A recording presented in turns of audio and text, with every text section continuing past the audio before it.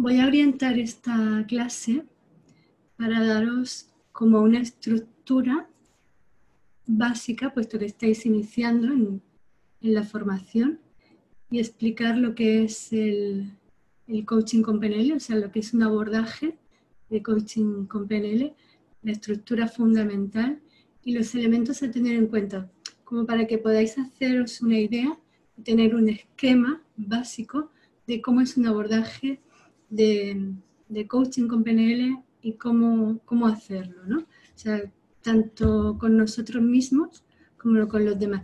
Recordad que el curso y lo que es la formación en PNL no solamente es formación como tal, sino que también está orientada al desarrollo personal.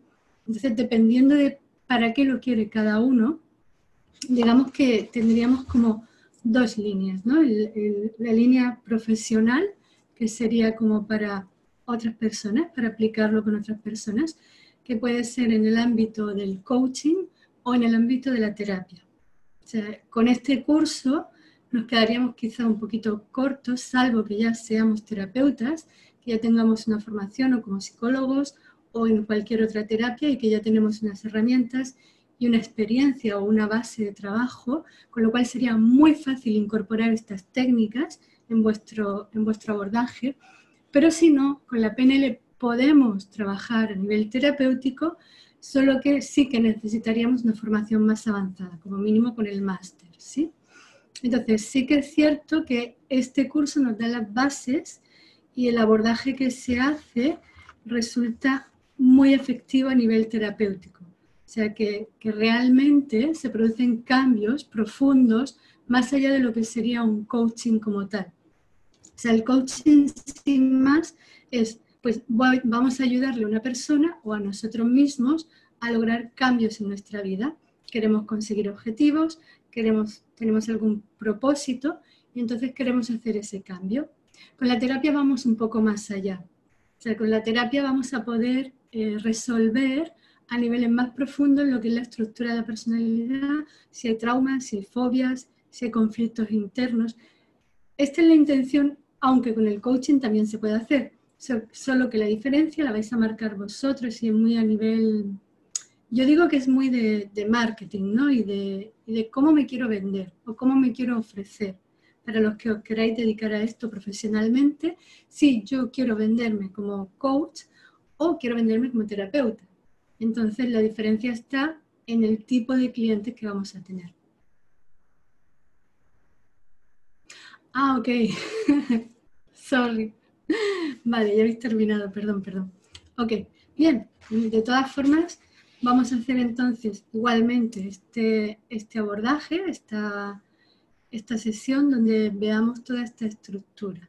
¿Okay? Recordemos un poco lo que es tener una visión global, porque luego tendremos otra clase que profundizaremos también y tocaremos otros temas. Bien. Pues recordáis que básicamente vamos a trabajar identificando dónde se encuentra la persona y dónde quiere estar.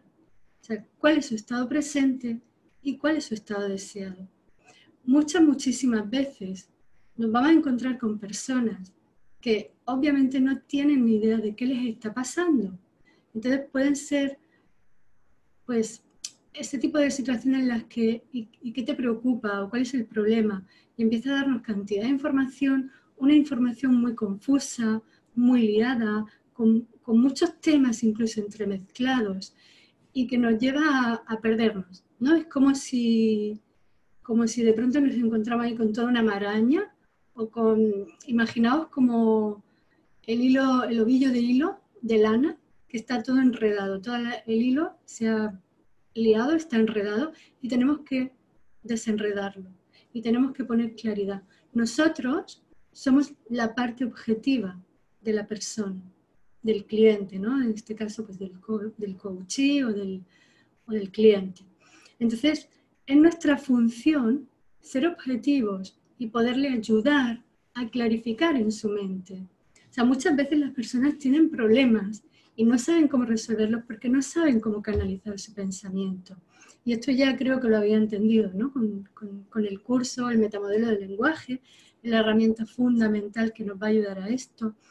Entonces nuestra habilidad y nuestro compromiso y nuestra responsabilidad es poder clarificar todo ese lío y poder definir cuál es el problema, cuál es la situación, dónde se encuentra la persona o dónde me encuentro yo, si es el caso que lo estoy abordando para mí mismo, y dónde queremos llegar.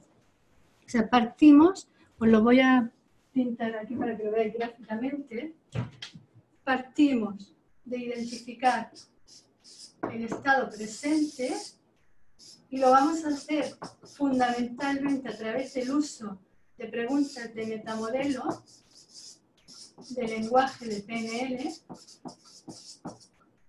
y vamos a definir el estado deseado también con las preguntas de metamodelo. Entonces, la distancia de aquí a aquí, a esto le llamamos problema. O sea, los problemas no son los estados deseados. O sea, el que peso 80 kilos y quiero pesar 60, es un hecho, es un estado presente pesar 80 kilos. Pesar 60 es mi estado deseado. El problema es todo lo que a mí me está impidiendo alcanzarlo de forma, pongamos, sencilla, fácil o por lo menos fluida. O sea, ¿qué me está a mí impidiendo hacer este cambio? Y ahí es donde van a intervenir en ese problema una serie de factores que ya habéis estudiado algo durante el curso, como es la intención positiva. O sea, ¿qué ganancia tiene la persona aquí con su estado presente? Y no significa que sea una ganancia ni positiva como algo bueno, como algo realmente agradable, sino que le aporta o nos aporta algún tipo de beneficio normalmente emocional. Si recordáis que ya veíamos en el principio del curso la presuposición de que toda conducta tiene una intención positiva. Y con positiva nos refiere a que nos satisface en algún nivel, normalmente emocional. En este caso, por ejemplo, con el ejemplo de pesar 80 kilos, pues puedo comer lo que me apetece, lo que me gusta, porque eso me satisface placer, me produce placer o satisfacción. O me ayuda a calmar el estado de ansiedad que se despierta en mí. Quizá porque no me gusta la vida que estoy viviendo, no estoy satisfecho, y es una forma de escape o de huida de ese estado de ansiedad. Bien, entonces la intención positiva es uno de los factores que pueden ser problemas que están impidiendo que podamos lograr, como digo, por lo menos de forma fluida, sino fácil, porque evidentemente que nosotros ayudemos a la persona a motivarse, que le ayudemos a la persona a utilizar su mente adecuadamente y tener los recursos mentales y de estado necesarios para conseguir ese cambio, en este caso, siguiendo con el ejemplo, pesar 60 kilos, no es suficiente, porque si no se levanta, se va a correr, a hacer deporte o sigue una dieta adecuada y da los pasos necesarios, pasa a la acción, y eso va a requerir cierto esfuerzo, si no lo hace, no va a haber cambio posible. En esto estamos todos de acuerdo, ¿sí? Entonces, la intención positiva, una vez definida, tenemos que tenerla muy, muy, muy presente, que toda conducta y todo estado presente, cuando la persona se encuentra ahí y no hace el cambio, esta puede ser una de las causas que puedan estar impidiendo este cambio. Porque si siento que voy a perder esa ganancia, voy a boicotear ese cambio yo inconscientemente, porque no es consciente, no es que yo diga, a veces sí, ¿no? Es que como porque tengo ansiedad, pero no soy consciente de que esa ansiedad o ese comer para calmar la ansiedad me está satisfaciendo ese beneficio, que me trae más beneficio a día de hoy seguir haciéndolo que dejarlo de hacer. Entonces, mientras no se trabaje en conservar esa intención positiva con el cambio va a ser muy difícil que se dé y se va a boicotear. Entonces necesitamos asegurarnos que de alguna manera con el cambio la persona va a encontrar un beneficio y va a seguir manteniendo esa ganancia, o bien que renuncie voluntariamente a ella, que se dé cuenta, tome conciencia y diga, ok, renuncio a esto. Y entonces voy a hacer el cambio, a ponerme a dieta, a conseguir hacer ejercicio, todo lo necesario para lograr este cambio de pesar 60 kilos, y voy a entonces, en este trayecto, en este cambio, a encontrar otras formas de satisfacer esa intención positiva, que en eso también le vamos a ayudar nosotros, porque también tenemos técnicas, como es el reencuadre, para satisfacer o buscar la forma, ¿no?, de satisfacer esa intención positiva con otras conductas que sean más ecológicas. Como en este caso, por ejemplo, si lo que te produce placer es comer todo eso que te apetezca, ¿qué otras cosas puedes hacer que te produzcan placer? Entonces vamos a buscar alternativas en su mente subconsciente, no se las vamos a dar nosotros porque ya sabéis que esto no funcionaría, sino que nos comunicamos con su mente subconsciente, que es la responsable de esa conducta, de mantenerse en ese estado, y vamos a ver cómo podemos encontrar alternativas que nos permitan mantener esa ganancia, que es estar relajado, liberarme un poco de esta ansiedad. Por supuesto que vamos a ir más allá aún. Si hay un estado de ansiedad, entonces, ¿qué lo está provocando? Porque si hay un problema, imaginamos que, pues yo qué sé, que me ha dejado mi pareja, que no tengo el trabajo que me gustaría tener, que no estoy teniendo los ingresos que me gustaría, que hay conflictos en mi vida, que en mi relación con mi familia, X o Y problemas que están generando esos estados de ansiedad, porque hay un cúmulo de emociones. Entonces, evidentemente tendríamos que resolverlo, definitivamente el problema. Entonces, fijaos que en este caso ya sí estaríamos profundizando en terapia. Ahora estaríamos haciendo terapia. Si hacemos coaching, nos quedaríamos como más en la superficie, ¿no? O sea, nos llega la persona, peso 80 kilos, quiero pesar 60, no sé cómo hacerlo. Vengo a ti porque me siento bloqueado, porque no sé cómo conseguir este cambio, y probablemente tú me puedas ayudar a motivarme, a gestionarme emocionalmente para que pueda lograrlo. Entonces, claro, ahí es donde yo decía antes, vosotros decidís hasta dónde queréis llegar. Si vais a investigar con el metamodelo y os vais a dar cuenta que debajo de ese problema de no puedo bajar de peso está esa intención positiva, esa satisfacción de ese placer, de esa intención positiva. Y más allá hay un problema o un conflicto en su vida que le está generando ese estado de ansiedad, o más de uno quizás. Entonces ya nos estaríamos metiendo en terapia, ¿sí? Pero claro, evidentemente, si queremos hacer un cambio auténtico, si queremos hacer un cambio verdadero, cuanto más a fondo vayamos, la persona nos manifiesta ese problema, no puedo bajar de peso, ¿no?, que es como la puntita del iceberg. Pero, ¿qué hay debajo del agua? ¿Cuál es toda esa masa de hielo que está debajo del agua? ¿Qué es el problema?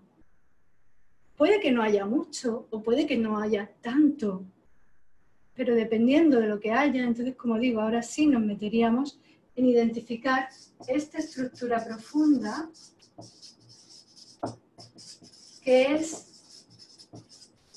el origen de esta estructura superficial.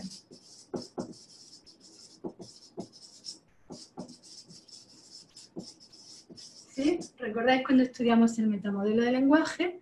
Partimos de las expresiones lingüísticas que nos dice la persona, es que no puedo bajar de peso. Y de esa frase, ¿qué te lo impide? Entonces estaríamos profundizando en el metamodelo a ver qué hay.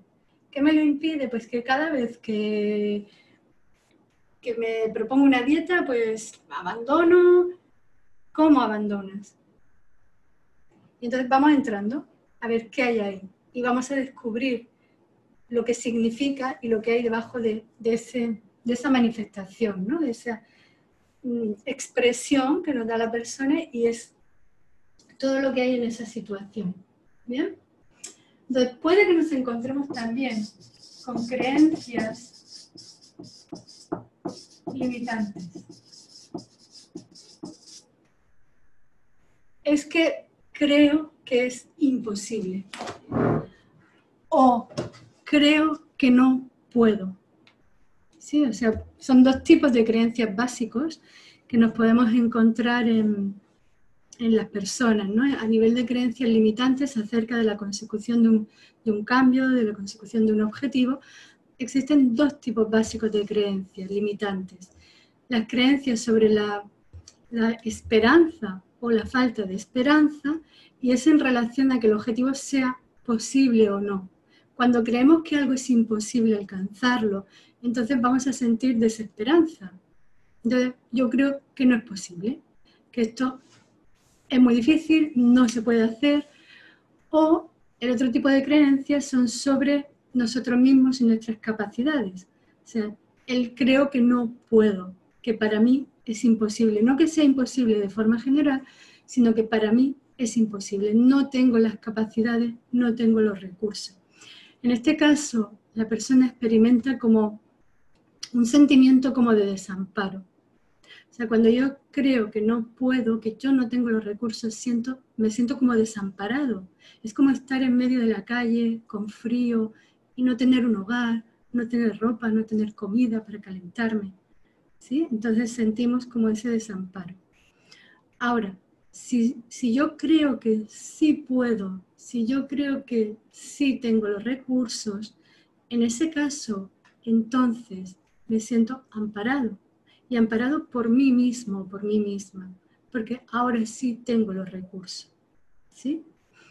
Entonces, esto es básico y fundamental, muy importante tener en cuenta cuáles son esas intenciones que pueden estar ahí interfiriendo en la consecución del estado deseado y manteniéndonos en el problema, que nos impiden avanzar, que es que como que cada vez que lo intento no logro y no avanzo y siento que claro, llega un momento que digo, no puedo, esto es imposible. Bien, todo esto ya sabemos que la base fundamental para el abordaje es la comunicación. O sea, que la herramienta que tenemos para trabajar y para hacer este abordaje es la comunicación.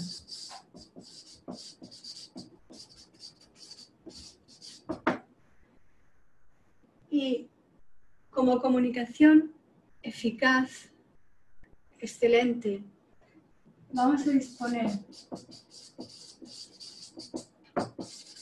de las dos habilidades imprescindibles que no pueden faltar, que son como la sal y la pimienta en la comida, que son el rapport y la calibración.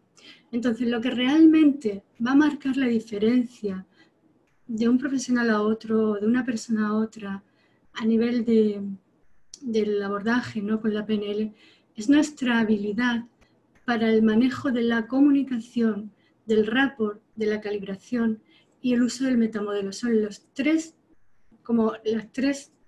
herramientas fundamentales y que de su dominio depende muchísimo la calidad de nuestra intervención. Sí, porque básicamente es comunicación. O sea, el éxito en un abordaje no está tanto en qué técnica aplico, porque eso ya es como lo último, es como ponerle la guinda al pastel. El éxito en nuestro abordaje es nuestra capacidad para gestionar a la persona, poder llegar a fondo a su estructura profunda. Y esto nos lo va a permitir el estar calibrando, el poder conectar con la persona, establecer una muy buen rapport que nos permita ir entrando en su mapa. O sea, que la persona realmente dé permiso para que nosotros penetremos en su mapa y podamos navegar y entrar y ver qué nos encontramos ahí, porque necesitamos conocer perfectamente ese mapa para poder hacer los cambios, implementar y ayudarle a realizar todos los cambios necesarios.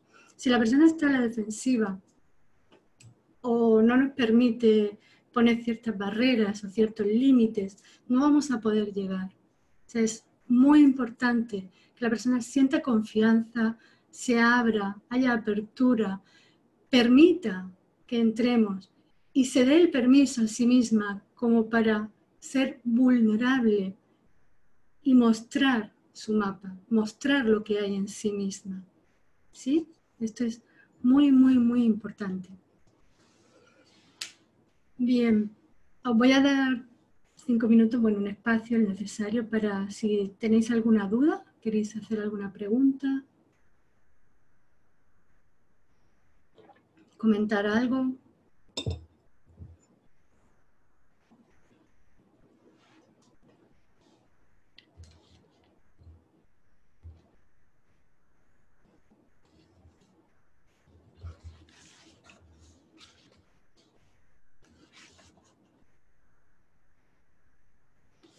¿Tenéis preguntas?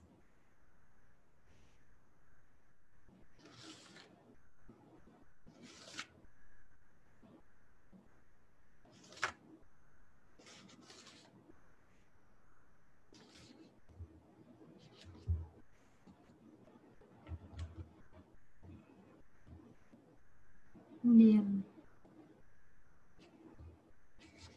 Me gustaría hacer una demostración, un pequeño ejercicio de esto que estoy diciendo, del uso del metamodelo, de cómo investigar en la parte de las preguntas. Lo que no sé es si podemos interactuar aquí, si puedo conversar con alguno de vosotros. Esto no me lo han dicho.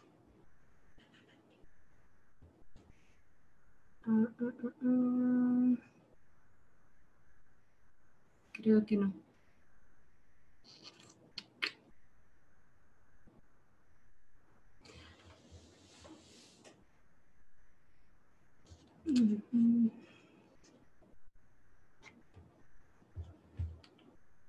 Bueno, voy a hacer la pregunta. Pero me parece que no podéis conversar vosotros.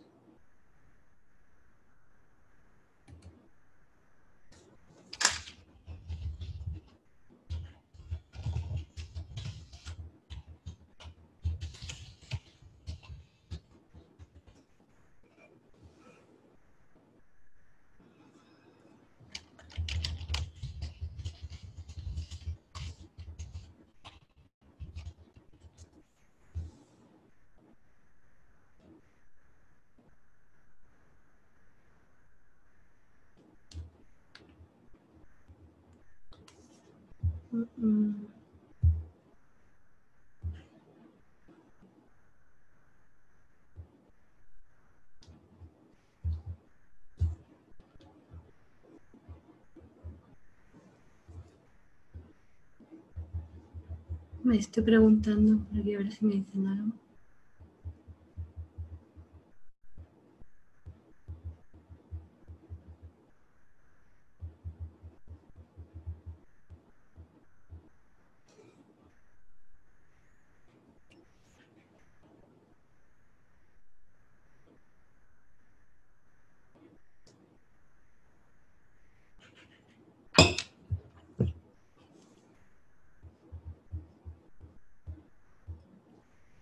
Vale, me dicen que sí. Pero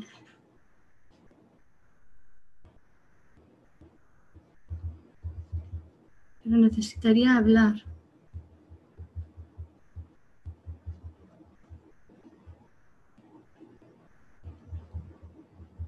Eso no sé si podrá ser. Podemos interactuar por el chat, pero me gustaría conversar para que poder hacer la práctica con alguno de vosotros. No sé si eso es posible.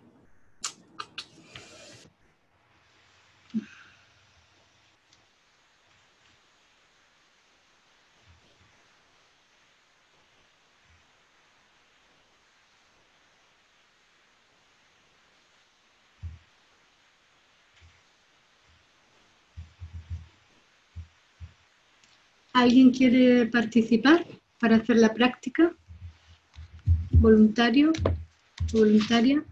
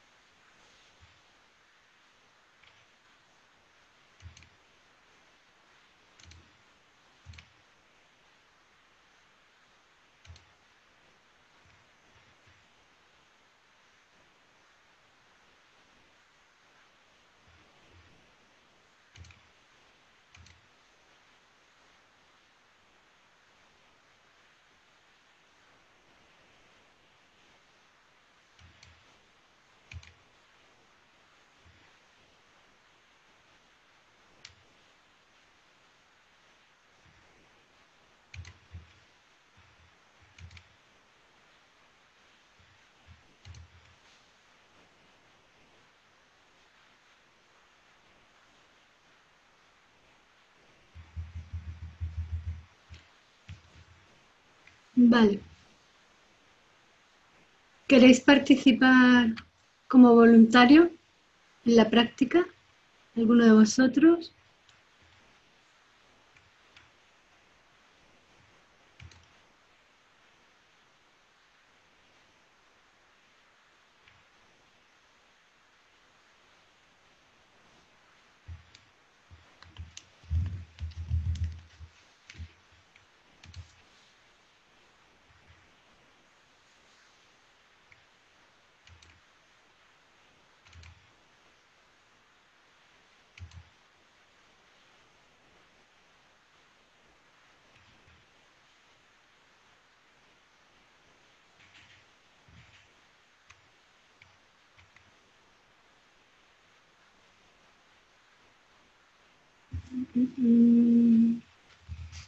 ¿No? ¿Alguien quiere hacer la práctica?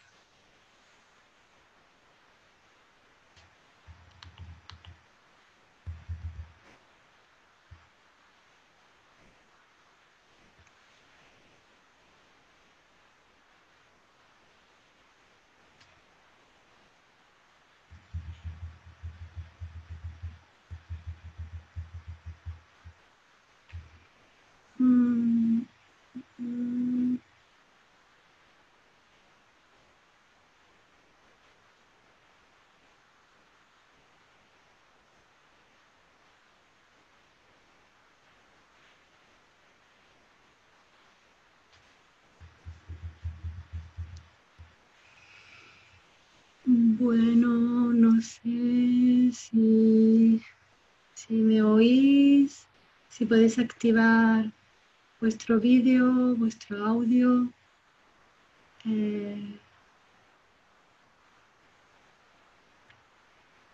No me queda claro. Supongo que sí. En teoría creo que sí que está todo ok. Me están diciendo que sí que se puede hacer. Podemos interactuar. Por eso me gustaría hacer la práctica con alguno de vosotros para dejaros esta parte práctica.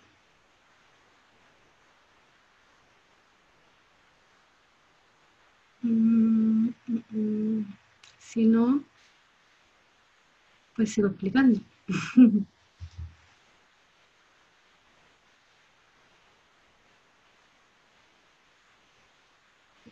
No, en teoría aquí está todo bien. Se supone que deberíais poder activar vuestro vídeo. Bien, pues como decía, el entorno en el que realizamos este abordaje es la comunicación. Los ingredientes fundamentales: rapport, calibración, metamodelo de lenguaje. A esto, por supuesto, le incorporamos los principios de la comunicación y el conocimiento de la comunicación. Recordad, súper importante, los principios según la PNL de la comunicación. Que la no comunicación es imposible, que toda comunicación tiene un aspecto de contenido y otro relacional, tal es que el primero es clarificado por el segundo, por el relacional. Recordad que la comunicación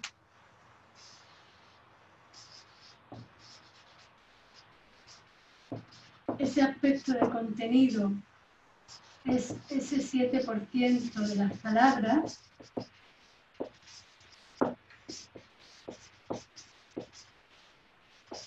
y que el aspecto relacional es el 93%, que es la forma de la comunicación, que a su vez se divide en 55% fisiología y 38% voz, que si lo sumamos da 93%. Entonces, en la comunicación, el aspecto de contenido, las palabras que decimos, son clarificadas por el aspecto relacional. Por ejemplo, si enviamos un WhatsApp a alguien, un amigo, un familiar, tu pareja, y le ponemos en el WhatsApp esto,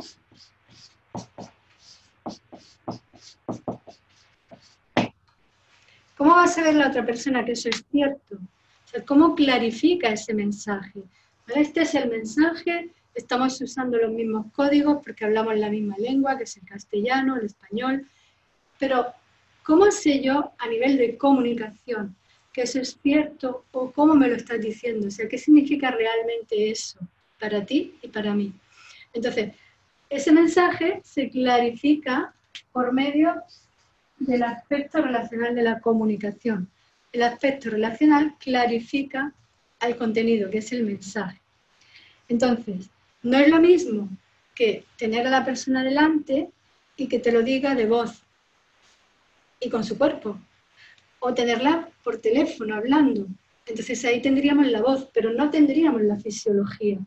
Fijaos que si nos lo dice por teléfono en lugar de escrito en WhatsApp, porque escrito solamente sería el contenido, el 7%. Me da igual que me ponga así o así. Sigue siendo simbolismo, siguen siendo dígitos, palabras. Pero ya si hablamos con la voz, ya tenemos el 7% más el 38%. Pero ya si tengo a la persona delante, entonces ahora tengo completa la comunicación. Y ese mensaje, que era un texto escrito, ahora lo puedo percibir de una forma mucho más amplia, con toda la comunicación completa. Entonces no es lo mismo que te digan, pues, que te quiero, a que te digan que te quiero. No nos llega igual, ¿verdad? El tono de voz, los gestos, la postura de la otra persona, todo esto clarifica el mensaje. Entonces, cuando estamos conversando con una persona, estamos haciendo un abordaje, tiene un problema, algo le preocupa, quiere resolver algo, vamos a estar calibrando constantemente lo que dice y cómo lo dice para detectar el significado que tienen esas palabras. O sea, si le preguntamos a la persona, ¿y qué tal con tu padre?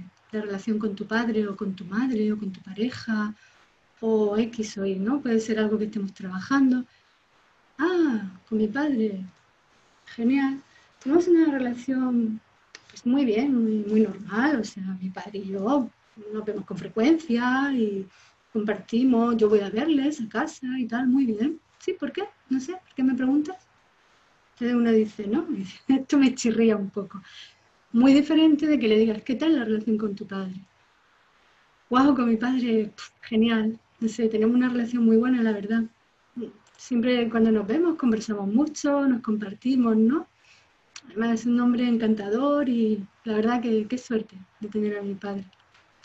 Entonces ahí nos está diciendo realmente qué significan esos mensajes que nos da. No nos podemos quedar con las palabras. Hablar no es comunicar. La comunicación es todo ese conjunto, toda esa situación, porque no es solo las palabras. Muchas veces, ¿no? ¿Cuántas veces no hemos dicho nosotros? Voy a hablar con mi pareja, o voy a hablar con mi padre, o con un empleado, o con un compañero de trabajo, o con mi hijo, o con quien sea, o con un amigo, y luego es que tengo que decirle algo, tengo que comunicarle algo. Y allá que vamos, súper nerviosa si es que hay algún problema o algo que nos da miedo incluso comunicar, por la reacción que pueda tener la otra persona, por lo que sea. Y vamos, bla, bla, bla. ¿Qué tal? ¿Se lo dijiste? ¿Hablaste con él o con ella? Sí. Y bueno, ¿y qué tal? Bueno, bien, ya está, ya se lo dije. Es que ni siquiera prestamos atención. No estamos calibrando, no estamos realmente atentos a qué está pasando con la otra persona. Recordar, la comunicación es como una secuencia, un circuito de feedback, de retroalimentación. Yo hablo, tú procesas, porque te estoy dando una información, tú recibes esa información, la procesas, la interpretas y emites un feedback. Yo recibo ese feedback, proceso, interpreto y emito de nuevo un feedback. Y esto está sucediendo constantemente. Entonces nosotros, en la medida que tenemos en consideración el feedback, que estamos calibrando, que estamos prestando atención, pues vamos a ser mucho más eficaces en nuestra comunicación para estar midiendo si realmente el impacto que produce la comunicación en la otra persona es el que queremos que produzca o no. Y entonces ir haciendo los ajustes necesarios, los cambios necesarios para aproximarnos a lograr el objetivo que pretendemos con ese acto de comunicación. Porque otra de las cosas muy importantes es tener un objetivo con la comunicación. Bien, entonces, la no comunicación es imposible justamente por esto, porque hablar no es comunicar. Entonces, yo puedo no decir nada, pero igualmente estoy comunicando. Es imposible no comunicar. Nuestra simple presencia, o sea, si hacemos gestos, cómo miramos, si no miramos, cómo nos movemos.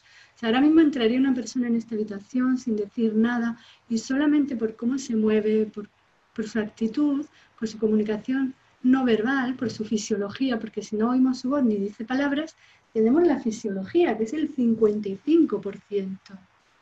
Incluso la forma de vestir. Todo eso nos está comunicando. Porque recordad que hacemos como pensamos. O sea, todo lo que hay en nuestra mente, todos nuestros patrones de pensamiento, toda nuestra personalidad, que en definitiva son esos conjuntos de patrones de pensamiento, creencias, valores, metaprogramas, criterios, todo eso que conforma nuestra personalidad se está exteriorizando a través de nuestra comunicación, verbal y no verbal. Entonces, así como nosotros pensamos, así nosotros hacemos. Y hacer es tan simple como una mirada, como un gesto, como hasta cómo respiramos. Todo sale de ahí, de nuestra mente, de nuestros pensamientos, que están creando nuestra realidad. Entonces nosotros, ya lo sabéis, que a través de las claves de acceso, que a través de esa observación, de la calibración, podemos detectar cómo está pensando la persona. No qué está pensando, que sería el contenido, no somos adivinos, pero sí nos damos cuenta de qué está pasando en su mente que lo está exteriorizando. Entonces es imposible no comunicar. Por supuesto, ya sabemos el tercer principio de la comunicación, que nos comunicamos tanto digital como analógicamente. La parte de la comunicación digital es las palabras, ese 7%, y la comunicación analógica el 93%. Entonces, nos comunicamos de las dos formas, ya es evidente. Todos los intercambios de comunicación son simétricos o complementarios, según se basen en la igualdad o en la diferencia. Cuando la comunicación es simétrica, es que es de igual a igual. O sea, es el tipo de comunicación en el mismo nivel que establecemos con compañeros de trabajo, amigos, hermanos, o sea, pareja, personas que están en nuestro mismo nivel a nivel jerárquico. Ahora, si hay una diferencia en jerarquía, lo ideal, que no quiere decir que es lo que hagamos siempre, y ahí es donde están los mayores conflictos en la comunicación, es que se establezca esta jerarquía. Y entonces yo me voy a dirigir a mi hijo o a un subordinado, a alguien que está a mi cargo, me voy a dirigir de arriba a abajo. Y si esa persona es responsable y está por encima de mí, porque es una autoridad para mí, entonces me voy a dirigir de abajo a arriba.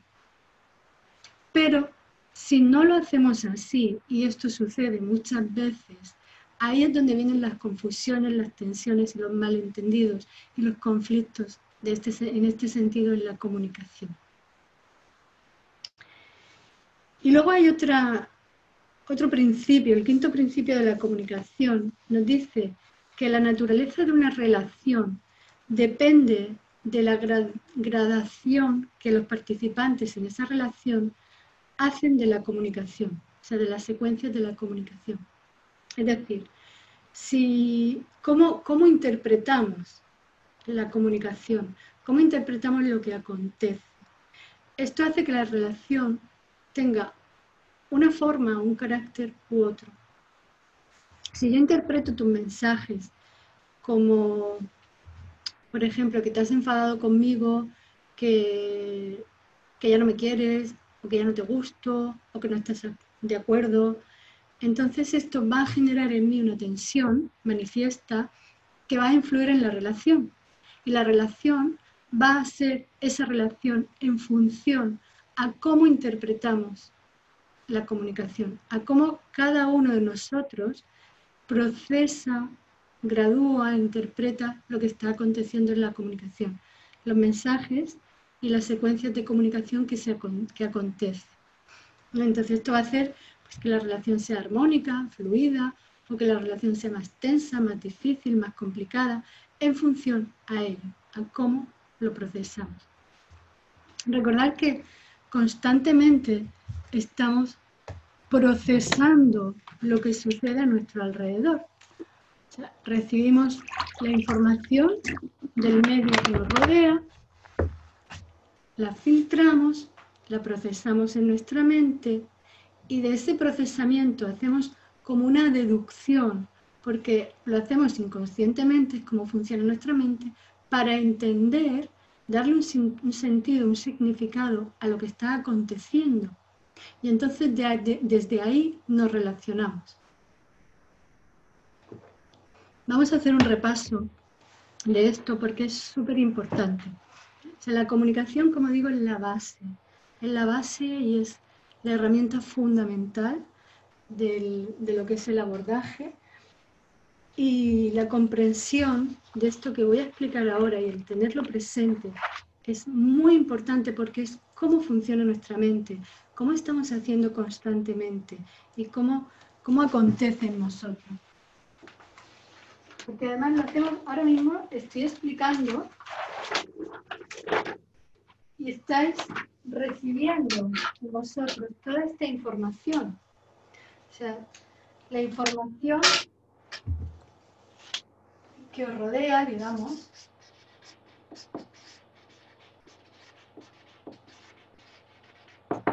medio ambiente,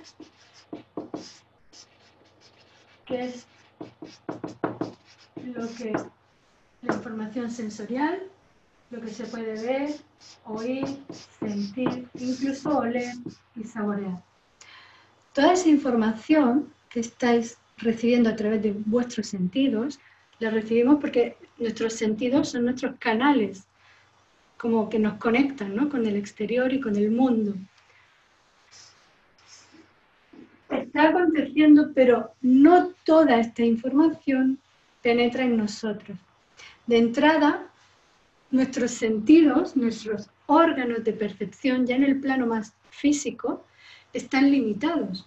O sea, no somos capaces de recibir a través de nuestra vista toda la cantidad o la, ¿cómo se dice? A ver si me sale la palabra. La intensidad o la cantidad de ondas lumínicas. O sea, hay determinadas vibraciones de ondas lumínicas y vibraciones sonoras para nuestro oído también, que no somos capaces de percibir. Luego ahí ya tenemos una primera limitación, que implica un filtro para toda esa información que está aconteciendo a nuestro alrededor. Luego entonces, parte de esa información no va a penetrar en su totalidad en nosotros. Pero además de esto, de esta limitación física, sensorial, tenemos limitaciones también que nosotros hemos ido adquiriendo, incorporando, como ya sabéis, porque ya habéis estudiado todo el curso. Entonces, cuando estudiamos el módulo del sistema representacional, vimos que tenemos una preferencia por una modalidad u otra, o sea, por un tipo de información u otro. O sea, preferimos las imágenes para lo visual, o preferimos los sonidos para lo auditivo, o preferimos las sensaciones para la kinestesia, y olores y sabores lo voy a meter en el mismo grupo de la kinestesia. O sea que básicamente sería o visual, o auditivo, o kinestésico. Imágenes, sonidos y sensaciones. Entonces estos son como los tres grandes grupos en los que preferimos por educación, preferimos por personalidad, preferimos por la educación que hemos recibido, ¿no? De nuestros padres, por ejemplo. Si nuestra madre constantemente estaba diciéndonos, mira, mira, mira, o escucha, escucha, o nos tocaba mucho y nos llevaba mucho, que era como muy importante el sentir, eso también lo hemos estado aprendiendo. Entonces es un aprendizaje en nosotros, la preferencia de una modalidad u otra. Entonces, se incorpora en nosotros lo que implica ahora unos filtros sensoriales, como digo, por preferencia y por limitación orgánica. Y estos filtros hacen que la información no pueda penetrar en su completitud en nosotros. Con lo cual, ya de alguna manera estamos no pudiendo ser totalmente objetivos, porque no percibimos en su totalidad esta realidad que está aconteciendo. Y más aún, de lo que consigue entrar en nosotros, de esa parte de información que entra en nosotros, ahora la vamos a procesar con nuestra mente. Y la vamos a procesar con nuestra mente en función a nuestra personalidad, a lo que son nuestras creencias, valores, metaprogramas, que son los programas de pensamiento, los filtros de pensamiento y todo el bagaje de historia personal. Experiencias vividas, acontecimientos vividos, todo lo que nos ha hecho ser como somos a día de hoy. Como decía hace un ratito, el conjunto de todo esto es lo que conforma la personalidad desde el punto de vista de constructo psicológico. Entonces, sabéis que la personalidad es ese compendio, ese constructo psicológico, mental, que nos hace ser predecibles. O sea, nosotros sabemos, conocemos las personas de nuestro entorno, ¿no?, más habitual, y sabemos cómo se van a comportar, porque ya sabemos cómo son. Si sabes que tu pareja, que un amigo, que un familiar, que un compañero de trabajo, pues tiene unos valores de lealtad, por ejemplo, y tiene unas creencias al respecto, tú sabes que esa persona piensa así, y eso le hace predecible, ¿sabes? Uy, no, fulanito nunca haría eso. O, uy, sí, él sí sería capaz. Porque le podemos predecir su comportamiento porque conocemos su personalidad. Entonces, todo esto es como los filtros internos ahora que usamos para procesar esa información que ha entrado en nosotros. Y entonces, de ahí creamos una representación interna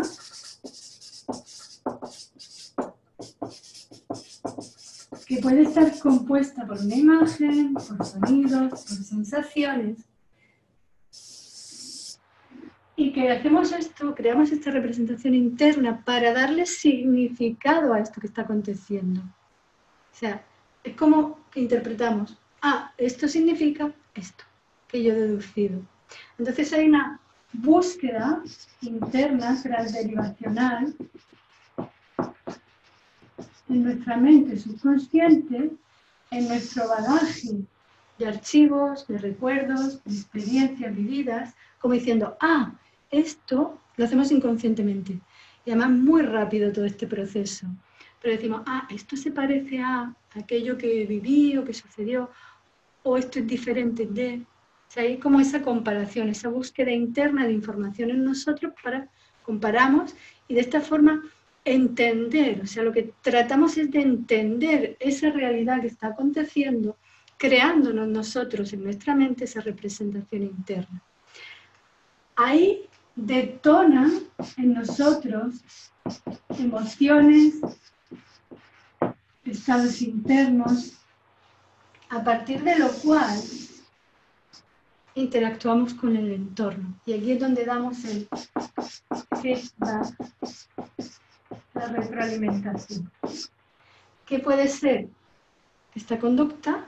Que es la comunicación verbal y o no verbal. O sea, por ejemplo, yo estoy hablando, estoy explicando y estoy poniendo un ejemplo y explicando y hablando acerca del rapport, por ejemplo. Y el rapport, cómo conectamos y podemos provocar empatía, conexión con otras personas. Y esto sucede muchas veces de forma natural, como cuando, pues, con la pareja, con los amigos con los que nos llevamos muy bien, y sucede, ¿sí? Quizá os haya pasado alguna vez. Y entonces vosotros estáis recibiendo esa información, estáis procesándola, cada uno en función de todos sus criterios, y estáis incluso recordando, pues sí, yo me acuerdo como cuando tal y cual, y creáis representaciones internas, os creáis una imagen de lo que yo voy hablando, y entonces, si lo estamos entendiendo, se produce en vosotros esa emoción de entendimiento. Y la respuesta o el feedback, pues puede ser, si yo pudiera ver y estuviera en clase delante, pues probablemente estaría haciendo así, como asintiendo con la cabeza, diciendo, ajá. Y entonces, ese sería el feedback. O, si no está entendiendo, pues entonces quizás sería así como frunciendo el entrecejo, o incluso, María, espera, te puedo preguntar, ¿puedes volver a explicar? O no entiendo. ¿Sí? Entonces, esto, como digo, acontece constantemente. Por ejemplo, esas situaciones, ¿no?, típicas en las relaciones, pongamos, de pareja, en las que estamos sentados en una cafetería, en un restaurante, tranquilamente, como muy a gusto, pasándola bien con tu pareja, jaja, jiji, qué bien, y de repente pasa una persona del sexo opuesto. O sea, y ves que tu pareja, pues, en ese momento, como que su atención está puesta ahí, en esa persona, o por lo menos en esa dirección. Y tú te das cuenta, recibes esa información, pero filtras solo lo que estás viendo. Solamente te quedas con que está como mirando hacia ahí. Y entonces, como tienes los valores de que es súper importante el respeto y de que las creencias de que no se puede mirar a otras personas y qué sé yo, bla, bla, bla, entonces te creas una representación interna de que, yo qué sé, a lo mejor hasta te puedes estar imaginándole a los dos interactuando o teniendo hasta una relación, o sea, de estar ahí juntos. Eso provoca, probablemente haya una búsqueda interna de, claro, esto ya lo vi yo en películas, o lo vi yo, me contaron, o este tipo de situaciones, que fulanito o menganita pues miraba mucho a otros y luego le fue infiel y bla, bla, bla. Celos.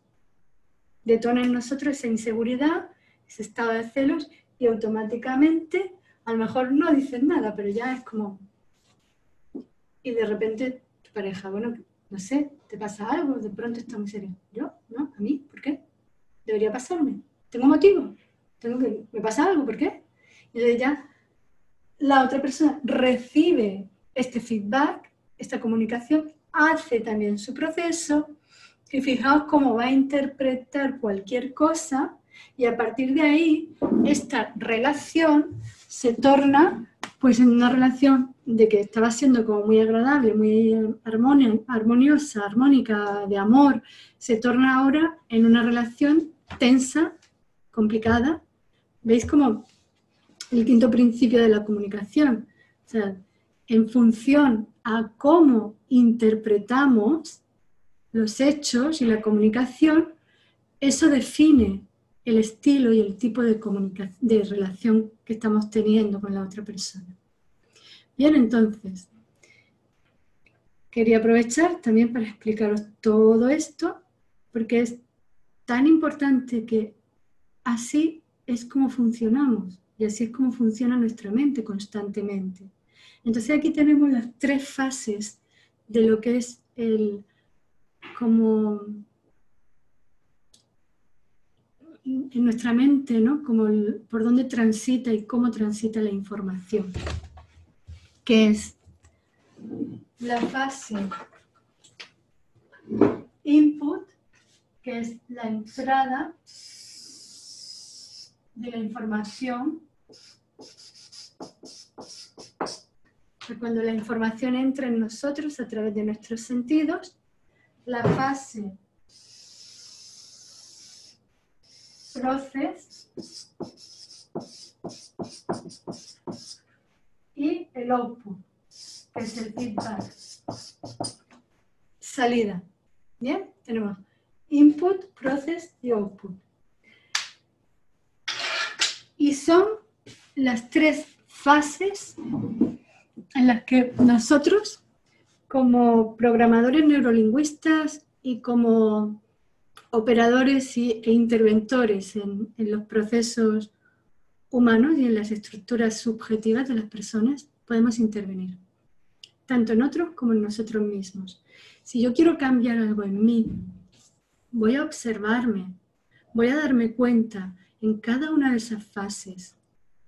En la fase input, estoy prestando atención a toda la información, estoy tratando de ser realmente objetivo o filtro demasiado.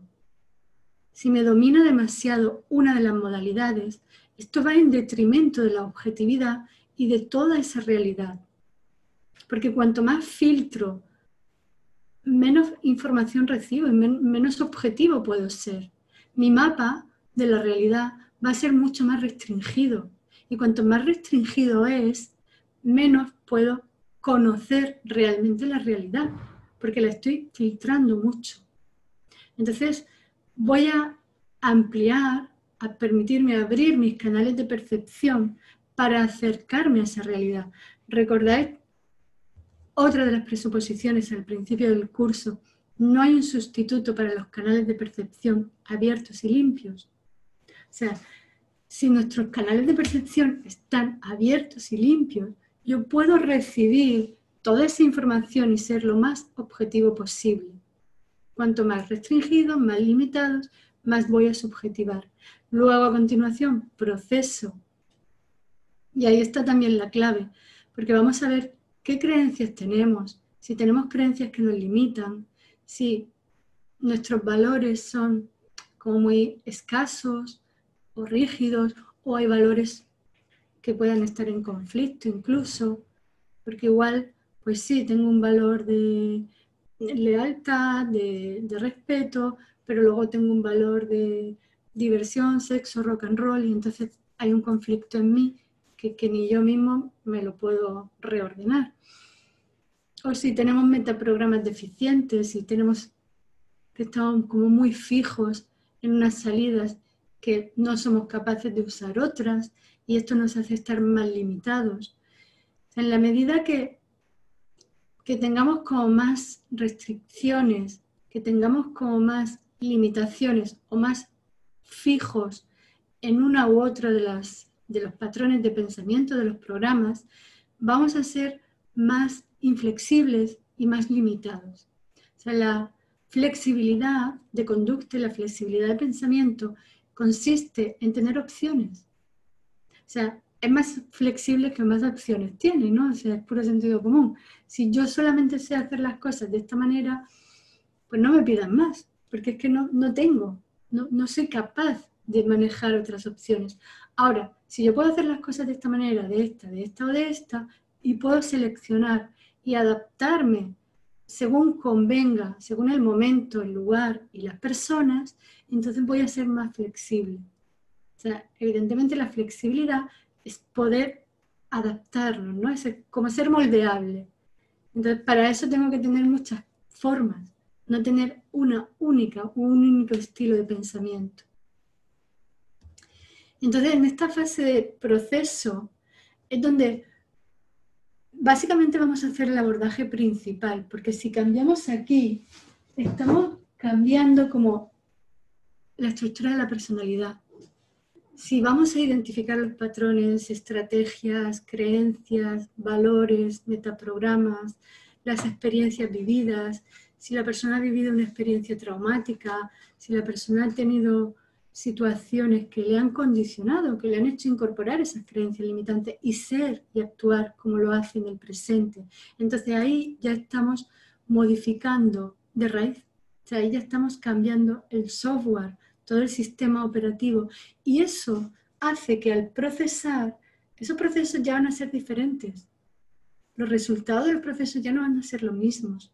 Si yo tuve un trauma, si a mí me abandonaron, una ruptura de corazón, o me fueron infiel, o de pronto me quedé sin trabajo y lo perdí todo, o perdí incluso la casa, la familia, o me violaron, o me atracaron, o estuve a punto de morir, y sanamos esos traumas, las reacciones emocionales y en consecuencia el comportamiento que voy a tener al entorno va a cambiar solo, porque estamos cambiando, digamos, como el sistema operativo. Y más o menos creo que esto ya lo habéis ido entendiendo a lo largo del curso, ¿no? ¿Cómo? Con el metamodelo identificamos todos esos patrones, cuál es el problema real, o sea, cuál es la estructura profunda, de dónde viene esto, y ahí es donde identificamos para poder abordarlo. A ver, ¿qué hay aquí? Entonces ahí hacemos el abordaje. Y en la parte del output, pues como digo, va a salir solo si ya hemos hecho el cambio aquí. Ahora, a modo remediativo, también podemos tener en cuenta, ser conscientes, pues, sobre todo a nivel personal, cuando me enfado, cuando me pongo celoso, cuando me pongo triste, cuando tengo una reacción inadecuada, un comportamiento inoportuno, que no es lo que quiero hacer. Entonces puedo tratar de controlar este output, ¿no? Esta comunicación, pero va a seguir sucediendo en tanto y en cuanto sigan en mí todos esos patrones y no los cambio. Es decir, yo cambio allí, ya la conducta sale sola, porque ya se resolvió, ya se cambió. Es como un ordenador. Si yo quiero hacer un programa, quiero hacer un diseño y no tengo programas de diseño, no lo voy a poder hacer. Si yo quiero tener una conducta más serena, más relajada, más adecuada, y cada vez que entro en esa situación me altero porque hay cosas en mí, esas creencias o esas experiencias vividas que detonan en mí esas emociones, no lo voy a poder evitar. O sea, os dais cuenta, ¿no? Que no elegimos lo que sentimos. O sea, que nosotros no decidimos enfadarnos, no decidimos comer para calmar la ansiedad, no decidimos realizar esas conductas, esos comportamientos. Suceden, porque está en nosotros todo ello. Entonces vamos a ir ahí, poderlo cambiar y que en consecuencia nuestra conducta pues se adapte más a lo que realmente queremos realizar y a lo que realmente pues nos sea más útil, ¿no? más eficaz, porque al final se trata de eso.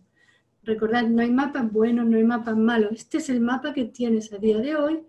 Ahora te está siendo útil y eficaz y las conductas que realizas y cómo te relacionas con el entorno. Si no, hey, vamos a cambiar el mapa, vamos allí y hacemos el cambio. Por supuesto, esto no se hace en un día, ¿no? Esto lleva tiempo, paciencia y sobre todo mucha comprensión con nosotros mismos. Ser muy pacientes, muy muy tolerantes, ¿no? Con nosotros. O sea, es como reconocer que estamos ahí, que ahora mismo así es como estoy siendo, así es como estoy funcionando. Me perdono, me acepto y digo, pues bueno, pues esto es lo que hay. Porque en tanto que sigamos luchando con esto, ¿no? ¡Wow! Es que mira, ya lo volví a hacer, qué mal, no debería ser así.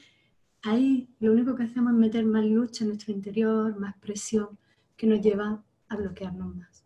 O sea, no es útil, no es eficaz y aumenta el conflicto y no nos ayuda realmente a resolverlo. Al contrario, cuanto más calma nos lo tomamos, cuanto más tolerancia, aceptación con nosotros mismos, más fácil es que lo podamos hacer. Y bien, creo que ya hemos cumplido el tiempo. Más o menos yo podría seguir hablando horas y horas y horas, eso es verdad. Pero me tengo que ajustar también al programa. Creo que tendremos otra sesión. Y bueno, antes de despedirnos y antes de irnos, sí me gustaría resolver todas las dudas que hayan podido surgir. Entonces podéis, o bien, no sé si podéis abrir micros o escribir por el chat y preguntar, no os quedéis con nada, con ninguna duda. No obstante, creo que nos tenéis a disposición y a los tutores de LATAM, por si queréis hacer preguntas igualmente, imagino que estamos disponibles. Pero sí ahora es importante que antes de irnos preguntéis si tenéis alguna duda, si queréis preguntar algo o comentar algo. Os invito a hacerlo antes de que nos vayamos.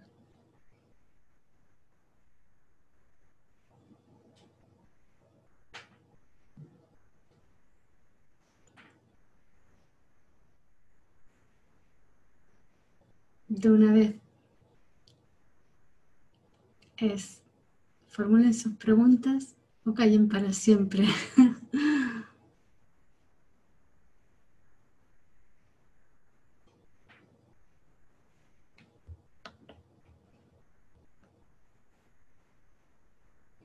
Bien, pues si no hay dudas, si no hay preguntas, espero que nos veamos en la próxima y por supuesto practicar muchísimo porque es realmente la forma en que vais a incorporar en vosotros todo este aprendizaje.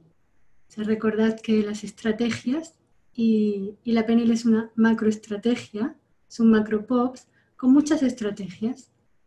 La calibración, el rapport, el metamodelo, son muchas estrategias y estamos incorporando todo este modelo que conlleva todas estas estrategias a base de dirección y repetición. Entonces es muy importante, ¿no? Como el que va al gimnasio tiene que realizar un ejercicio N veces, o sea, es repetición y dirección de la misma forma. Entonces yo tengo que hacer este ejercicio una y otra hasta que se va fortaleciendo el músculo y en este caso de las estrategias se incorpora en nosotros. Entonces empieza a operar esa estrategia y esa habilidad desde la mente inconsciente. El BACOG siempre es bueno hacerlo antes y después de alguna experiencia. No sé si te entiendo exactamente la pregunta. ¿Puedes aclararlo un poco, Lisa? ¿A qué te refieres con hacer el BACOG?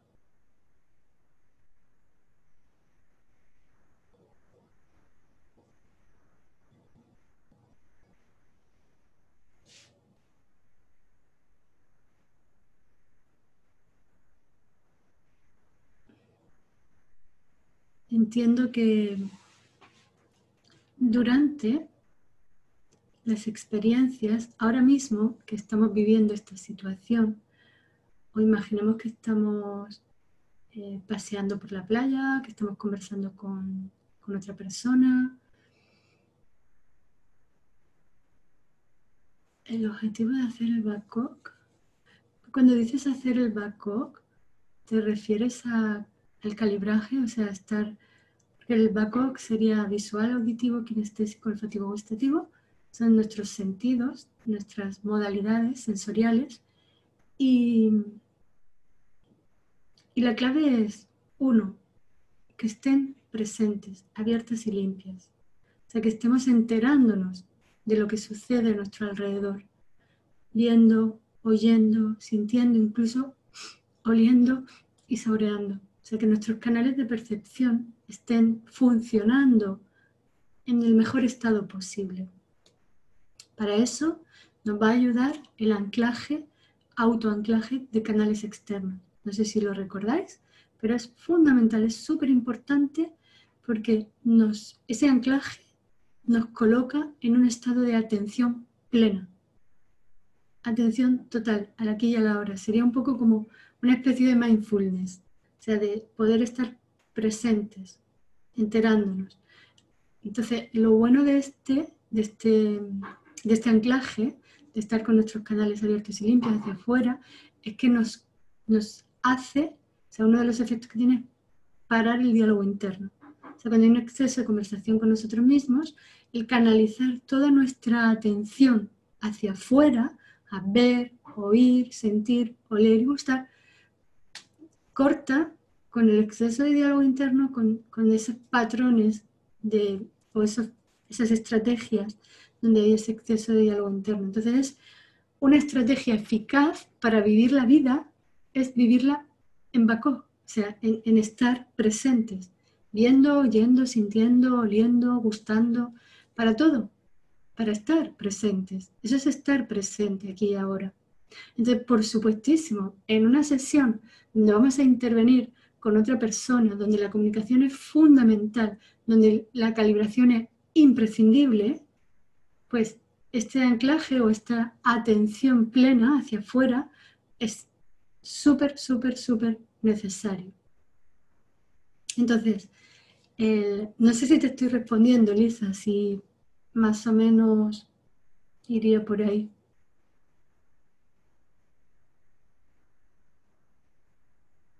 Podemos hacer un chequeo también de... Ok, gracias. Un chequeo de cómo estoy viviendo esta experiencia con esta persona que estoy viviendo ahora. ¿Qué estoy sintiendo? Ajá, ok, perfecto. Gracias, me alegro. ¿Qué estoy sintiendo? ¿Qué estoy procesando? Y esto es lo que haríamos y lo que hacemos cuando trabajamos con nosotros mismos en procesos de desarrollo personal. O sea, hay muchas cosas y, por ejemplo, los metaprogramas, no hay técnicas de identificación ni de cambio de metaprogramas. ¿Cómo identificamos y cambiamos metaprogramas? Únicamente por la autoobservación. Entonces vamos a observarnos cuando estamos recibiendo información, cuando estamos interactuando con esta persona o viviendo esta experiencia. ¿Cómo me siento? Me estoy yendo aquí. Pero antes que esto ¿qué está pasando en mí? Si me digo algo, si imagino algo, ¿cómo estoy tomándome esta situación? ¿Y cómo me siento? Entonces, si yo quiero cambiar un patrón en mí, una reacción, por ejemplo, ¿no? Que me doy cuenta que me enfado mucho y quiero dejar de enfadarme tanto. Cuando me doy cuenta que me enfado, ya si empiezo a autoobservarme, porque la autoobservación para un cambio de desarrollo personal es fundamental. Cuando me doy cuenta, probablemente es que ya me he enfadado y ya estoy teniendo la reacción, ¡wow! ¡Che! ¡Otra vez! Pero ya me pillé aquí y ahora puedo contenerle y decir, ay, pues no voy a reaccionar así porque no quiero esto. Pero entonces si sigo observándome, entonces me daré cuenta cuando esté pensando. Y entonces me voy a dar cuenta, wow, es que claro, cada vez que mi hijo dice tal o cual cosa, o entro en su habitación y veo el desastre que tiene, wow, yo me enciendo. Porque es que ya me digo, qué desastre, esto no puede ser así. Y ya me estoy pillando aquí, ya me estoy pillando dándome cuenta de qué pasa en mí, cómo lo hago en mi mente. Claro, es que yo me estoy diciendo que qué desastre y me estoy imaginando que este niño cuando sea mayor va a ser un desastre total y eso me enfada. Eso detona en mí la emoción. Entonces ahí ya me voy conociendo, me voy pillando, voy identificando cuáles son mis pensamientos, cuáles son mis patrones. Y me voy dando cuenta para poderlos cambiar y saber dónde tengo que tocar, o sea, cuál es la tecla que dispara en mí. Si es que yo tengo creencias de que el orden es muy importante, o qué sé yo, lo que sea cada uno. Entonces, cuando nos vamos autoobservando, nos vamos a poder ir conociendo a nosotros mismos para poder identificar cuáles son nuestros patrones, qué es lo que hay en nosotros y poderlo cambiar. Claro, cuando esto lo hacemos con otra persona que nos viene a coaching o que nos pide ayuda, entonces vamos con el metamodelo a preguntarle. Y cuando sucede eso, y cuando sientes ese enfado, ¿qué pasa en ti un instante antes que detone ese enfado? Porque vamos, estoy yendo ahí. ¿Cómo sucede eso? ¿Cómo lo haces? El cómo nos lleva a los patrones de pensamiento. ¿Os acordáis del metamodelo de cómo y cómo y cómo? Es básico y fundamental porque el cómo nos lleva aquí, a los patrones, a cómo lo haces, cómo detona eso en ti. Entonces ahí vamos a identificar cuáles son sus patrones, preguntándole con el metamodelo para sacar de ahí. Ponte en esa situación, recuérdala y vamos a ver ahí qué pasa en ti, cómo sucede eso. Y de ahí vamos identificando. Bien, no me enrollo más. Como digo, yo seguiría. Podría dar el curso otra vez entero. ¿Alguna pregunta más? Gracias, Lisa. ¿Dudas? ¿Comentarios? ¿Se acepta todo? ¿O nos vamos?